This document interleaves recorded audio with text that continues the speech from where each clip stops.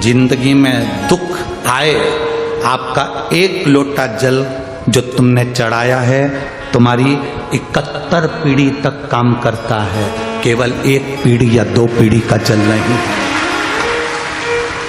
आपसे पूछें, आम के पेड़ में तुमने पानी दिया, आम का पेड़ बड़ा हो गया, आम आना चालू हो गए, तुम जिंदा हो तब भी वो आम दे रहा है, तुम मर गए तब भी वो आम दे रहा है।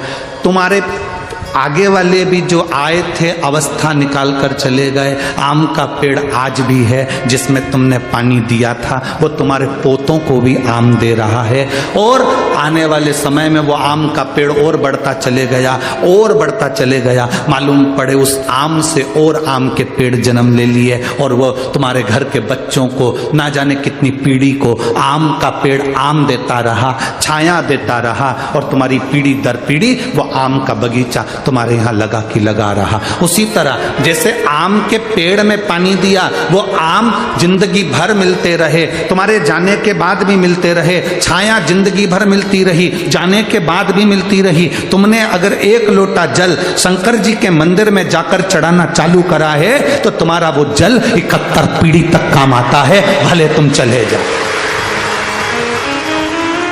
भले शंकर भगवान को धतूरा कब चढ़ाना चाहिए उसका विशेष ध्यान रखें। जैसे शिवरात्रि है, प्रदोष है, या सोमवार है, या कोई विशेष आपका उत्सव है, तो आप शिव जी को धतूरा चढ़ा सकते हैं। या विशेष कोई बीमारी ऐसी लग गई है या विशेष कोई तकलीफ ऐसी हो गई है जिसका निवारण नहीं हो रहा, तो आप धतूरा चढ़ा सकते। धतूरा चढ़ाने का भी एक क्रम है। हल्दी में भिगोकर धतूरा चढ़ाया जाता है लक्ष्मी के लिए। चंदन में भिगोकर धतूरा चढ़ाया जाता है आयु की वृद्धि के लिए। अबीर एक सफेद कलर का बॉर्डर होता है, अबीर गुलाल जो होती है, गुलाल में अबीर डलता है, चमकदार, आपने देखा होगा अबीर होगा। तो अबीर में धतूरा जो डुबोकर चढ़ाया जाता है, अबीर को लगाकर चढ़ाया जाता है, वो रोग मुक्ति का होता है। काय के लिए होता है? वो रोग मुक्ति, रोग की मुक्ति। धतूरे का भी एक स्मरण होता है, महाराज बहुत भारी रोग है, बीमारी लग गई है, डॉक्टर अपना काम कर रहे हैं, घर का व्यक्ति बहुत बीमार हालत में पड़ा हुआ है, तो बेलपत्री के वृक्ष के नीचे भी शिवलिंग का निर्माण कर एक धतूरा समर्पित करा जाता है, जिससे रोग से मुक्ति होती है। उसमें ना तो हल्दी लगाई जाती है, ना चंदन लगाया जाता है, ना अबीर लगाया जाता है, केवल धतूरा चढ़ाया जाता है। मैं इनको अपने करीब में रखता हूँ। शंकर जी के पास है क्या?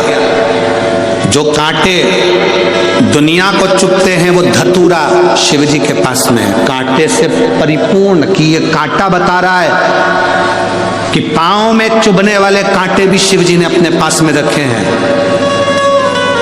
जो शरणागति में आ गया, धतूरे का जो पौधा होता है वो धतूरा, एक बार शिव जी के पास में जाकर खूब रोया।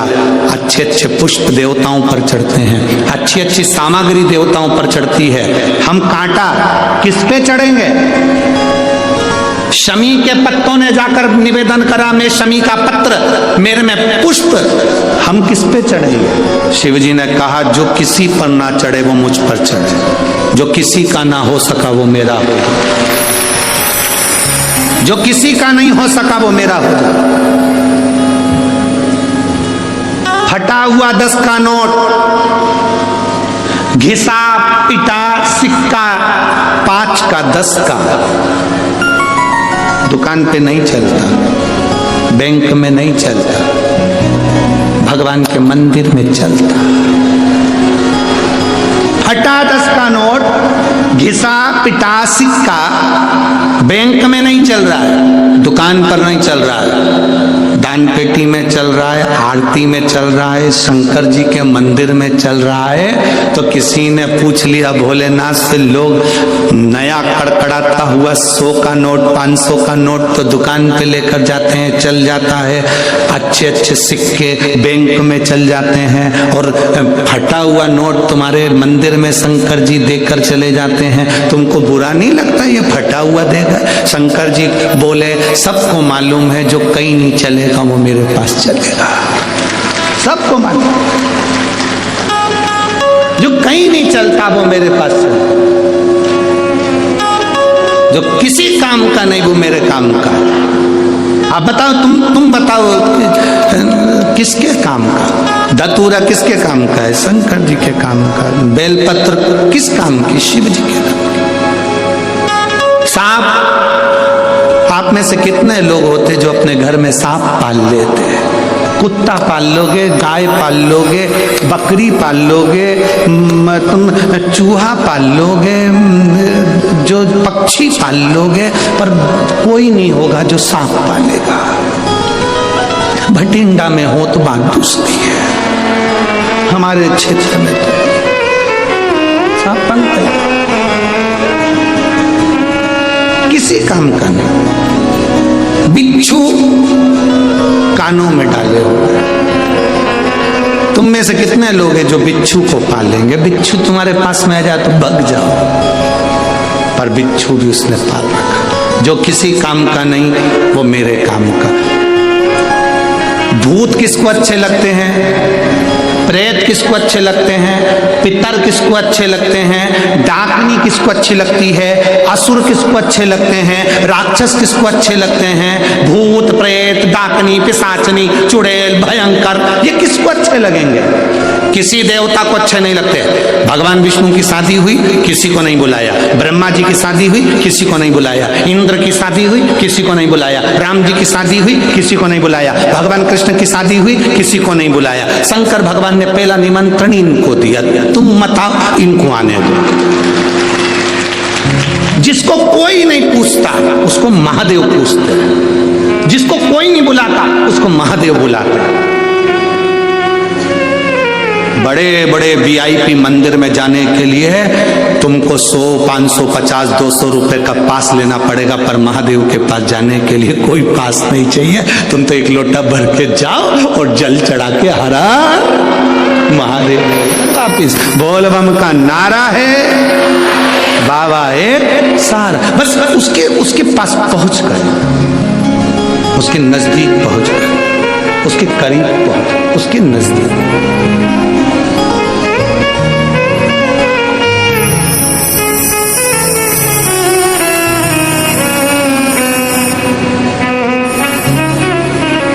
इसीलिए आप लोगों को बार बार कहा,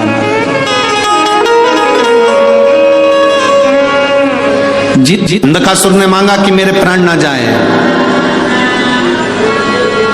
अंधकासुर ने मांगा कि मेरे प्राण ना जाएं। ब्रह्मा जी ने कहा मरना तो पड़ेगा, मृत्यु निश्चित है, मौत आएगी, मरना तो पड़ेगा। बादाम खाओगे तो भी मरोगे, नहीं खाओगे तो भी मरोगे। गुलाब जामुन खाओगे तो भी मरोगे, नहीं खाओगे तो भी मरोगे। पार्लर जाओगे तो भी मरोगे, नहीं जाओगे तो भी मरोगे। कथा सुनोगे तो भी मरोगे, नहीं सुनोगे तो भी मरोगे। तो किसी ने कहा फिर काहे को सुने? जब तुम ही तो कह रहे हो कथा सुनोगे तो भी मरोगे, नहीं सुनोगे तो भी मरोगे, फिर कथा क्यों सुने? उसका एक कारण, बिल्ली अपने मुंह से चूहे को पकड़ती है तो जिंदा छोड़ देती है, बोलो तो जम के नहीं। बिल्ली अपने मुंह से अपने बच्चे को पकड़कर साथ घर लेकर जाती है तो क्या उसको मार डालती है? नहीं, जिंदा रखती है। उसी तरह मौत तो आएगी, कथा सुनोगे तब भी और नहीं सुनोगे तब भी। बस अंतर इतना है, कथा नहीं सुनोगे तो चूहे जैसे मसले जाओगे, और अगर कथा सुन ली तो बिल्ली के बच्चे जैसे बच जाओगे। मौत तो आएगी, मृत्यु निश्चित है। काल आएगा, बिल्ली पकड़ेगी, काल pकड़ेगा, चूहे को भी पकड़ेगा और अपने बच्चे को भी पकड़ेगा, पर कष्ट नहीं आएगा। जीवन में ऐसा चलता रहता, ये जीवन है, होगा। हम दूसरे के सुख को देखकर सुखी हों और दूसरे के दुख को देखकर दुखी हों तो समझना कि हमारा मानव जीवन श्रेष्ठ है। एक बुढ़िया दरवाजे पर बैठी थी, सामने से कपास की गाड़ी निकली। रुई, रुई बोलते हो कपास बोलते हो, क्या बोलते हो? रुई, कपास की गाड़ी निकली। बुढ़िया ने सोचा इतना सारा कपास, इतनी सारी रुई, कितनी महंगी बिकेगी, कितना पैसा आएगा। तो पैसा आएगा तो उसका बंगला बन जाएगा, गाड़ी आ जाएगी। बुढ़िया दरवाजे पे बैठी बैठी चक्कर खा के नीचे गिर गई। उसके घर के लोग बाहर आए, माँ क्या हो गया, माँ उठो माँ। माँ को उठाने लगे, डॉक्टर को बुलाने लगे, अंदर ले गए, पानी का छींटा दिया, नहीं उठी। खूब उसको हिलाया डुलाया, नहीं उठी। सामने एक आंटी रहती थी, उन आंटी के पास में खबर पहुंच गई कि माँ बीमार हो गई। आंटी, मेरी मम्मी को ना जाने क्या हो गया। आंटी ने पूछा क्या हुआ, ना जाने क्या हो गया, चक्कर खा के गिर गई। आंटी ने पूछा कहाँ बैठी थी, घर के बाहर। घर के बाहर से कुछ निकला था? हाँ, कपास की गाड़ी निकली थी। अच्छा, तू जा, अभी तेरी माँ उठती है। आंटी दौड़ती दौड़ती आई और आकर बात, जीजी उठ, जिस कपास की गाड़ी को तू देख रही थी उसमें आग लग गई। जीजी उठ के बैठ गई, उठ के। दूसरे का वैभव देखकर डिप्रेशन में चली गई थी, दूसरे की सत्ता देखकर, दूसरे का वैभव देखकर, दूसरे का बंगला देखकर, गाड़ी देखकर उसको डिप्रेशन आ गया था, चक्कर खा के नीचे गिर गई। नियम है कि आप जैसे ही सुना कि उसकी गाड़ी में आग लग गई, करो, खुश हो के एक दिन पहले भक्ति का संचार। ऐसे कई लोग हैं दुनिया में जो किसी को सुखी नहीं देख पाते हैं, हृदय में कर। और ऐसे कई लोग हैं दुनिया में जो सबको, जैसे एकादशी का व्रत कर रहे हो तो दशमी के दिन सबको सुखी देगा। शाम का समय जब आवे, रात्रि जब होने लगे, शाम का समय आवे और रात्रि का आप जब भोजन ग्रहण भंडार का तो उस भोजन में कोई ऐसा पदार्थ करिए जिस पदार्थ के कारण आपकी एकादशी बिगड़। जो सबके लिए सोचते हैं, शिव महापुराण किसी एक व्यक्ति के लिए नहीं है, शिव महापुराण सबके लिए। कोई बेकार भोजन हमें ग्रहण नहीं करना।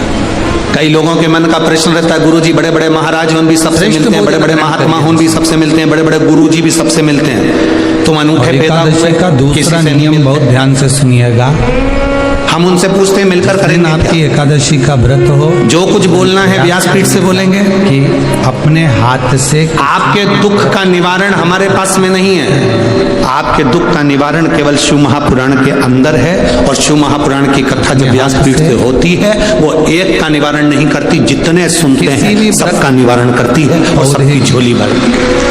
किसी भी व्रत मिलकर करो कि अपने हाथ से ना टूटे।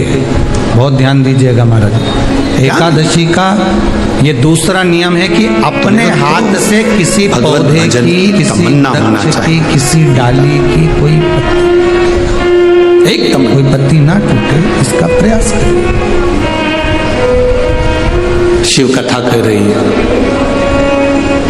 अंधकासुर ने वर मांगा, ब्रह्मा जी ने भर दिया।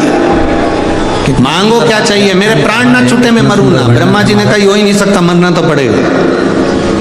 अंधकासुर को मालूम था एकादशी का व्रत, ना मेरी कोई माँ है ना मेरा कोई पिता, एकादशी का व्रत कर लेने। अंधकासुर ने वर मांगा, जिस दिन मैं अपनी माँ को गलत दृष्टि से देखूं उस दिन मेरे प्राण छूट जाए, जो पूर्व में किया गया मेरी मौत आए। हमारा पाप कर्म है, हमने किसी जीव की हत्या करी है, ने इसको कहा था तुम्हारी कोई माँ नहीं है, तुम्हारा जन्म माता के गर्भ से नहीं हुआ है, तुम्हारी कोई माँ नहीं है। इसने कहा आड़ा टेढ़ा कहा है, हमने किसी को गालियां दे दी है। जिस दिन मैं अपनी माता को गलत दृष्टि से देखूं उस दिन कर लेने पर ब्रह्मा जी ने सारे दोष हैं वो जैसे ही वर देना। राक्षसों में यही तो अक्ल नहीं है कि उन्होंने तथास्तु कहा, तभी समझ लेना था कि मतलब मेरी माँ जरूर है, नहीं तो ये वर ही नहीं मिलता। ये वर क्यों मिलता, मतलब माँ है तभी तो वर दिया है। अब पर बुद्धि कहाँ से लाओगे? विचार करिएगा थोड़ा सा अपने मन में, अपने चित्त में, अपनी वृत्ति में एक बात होता है, गुस्सा जो होता है ना, गुस्सा अपने मन में एक बात को उतार कर, इसमें बहुत अकल होती है। आप जितनी अकल किसी में नहीं होती उतनी अकल क्रोध में होती है। अपने पाप को, गुस्से में इतनी अकल होती है, क्रोध में इतनी अकल होती है, यह हमेशा उसी व्यक्ति के सामने आता है जो कमजोर होता है। अपने पाप को आप जिस दिन समाप्ति कभी पर निकल बोल्ड जाता के है, सामने क्रोध नहीं आता। कि एक दिन पहले आपको बता। प्रसन्नता होना चाहिए कि नहीं होना चाहिए कि कल मेरा पाप कटने वाला है, ऐसी कल बोल मेरा पाप समाप्त होने वाला है। मन का आपा। जो मैंने पाप कर्म कराए वो समाप्त होगा, जो मैंने आज पाप के कर्म कराए वो जमाने कल में समाप्त हो जाएगा। वाणी ऐसी एक दिन पहले आपके चेहरे पर बोलिए प्रसन्नता जो होगी ना। जम के झगड़ा होए, पर उससे मत बोलिए जो तुमसे तगड़ा। चेहरे पर वो प्रसन्नता आपके आना चाहिए कि कल मेरा एकादशी का व्रत है, आज दशमी है, कल एकादशी का व्रत है, तो कल मेरी जब एकादशी का व्रत रहेगा तो मेरा ना जाने कितना कितना पाप, कितना कितना असत्य, कितना कितना झूठ, कितना कितना प्रपंच वो समाप्त हो जाएगा। इसमें मुझे प्रसन्नता हो, इसमें मुझे आनंदता हो।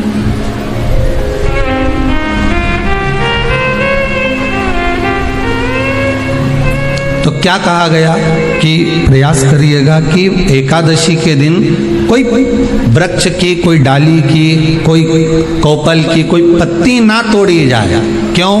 तो कहा अगर उस पत्ती को हम तोड़ देते हैं, वृक्ष की पत्ती को या क्यारे में लगी हुई कोई डाली की पत्ती को हम तोड़ देते हैं तो एकादशी का पुण्य फल प्राप्त नहीं होता, एकादशी का कोई फल हमारे खाते में नहीं जाता, पुण्य फल प्राप्त। अब फिर भले तुम चाहे तुमने मोरदन खाया हो, चाहे तुमने फिर चिप्स खाई हो, चाहे तुमने फिर व्रत का कितना ही सामान खा गए हो और तुमने सोचा कि आज मेरी एकादशी है, तो फिर उसका कोई फल प्राप्त नहीं है, उसका कोई सुख प्राप्त नहीं है आपको, फिर उसका कोई आनंद प्राप्त नहीं है आपको, फिर उसमें कोई आनंद की अनुभूति आपको नहीं मिल रही।